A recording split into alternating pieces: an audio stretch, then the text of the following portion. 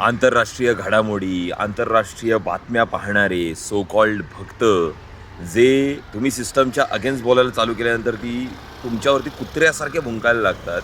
आज Jeffrey एप्स्टीनची file ज्यावेळेला जगासमोर ठेवली गेली, त्यातले व्हिडिओज, फोटोज ज्यावेळेला पब्लिकली एका प्लॅटफॉर्मवरती शो केले गेले, त्यावेळेला अंधभक्त आता कोणतीही प्रतिक्रिया देत नाही आहेत. इतकी भयंकर विकृती माणसामध्ये असू शकते.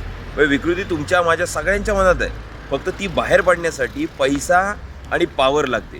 ती पावर आणि पैसा जेफ्रीकडे होते आणि त्याच्या क्रौर्याची परिसीमा मांडणारं हे सगळं जे चित्र दिसतंय त्याच्याबद्दल आता कोणी काहीही बोलणार नाही आहे. कारण आपण ज्यावेळेला सिस्टमच्या अगेन्स्ट बोलायला चालू करतो त्यावेळेला हेच भक्त मंडळी अक्षरशः कुत्र्यासारखे तुमच्या अंगावरती भुंकायला सुरुवात करतात.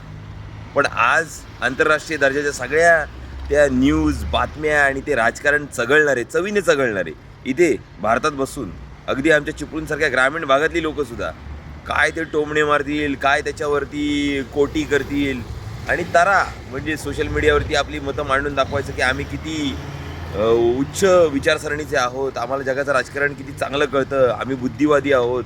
ह्या सगळ्या गोष्टी सांगणाऱ्या लोकांना मला हा प्रश्न विचारायचा आहे की जेफ्री एप्स्टीनबद्दल तुम्ही काय बोलाल? आणि आता असा आव आणू नका की ते तिकडे भारताच्या बाहेर. समजून घ्या तुम्ही काय आहात ते. लोकांना प्रश्न नका विचारू की तुम्ही काय आहात.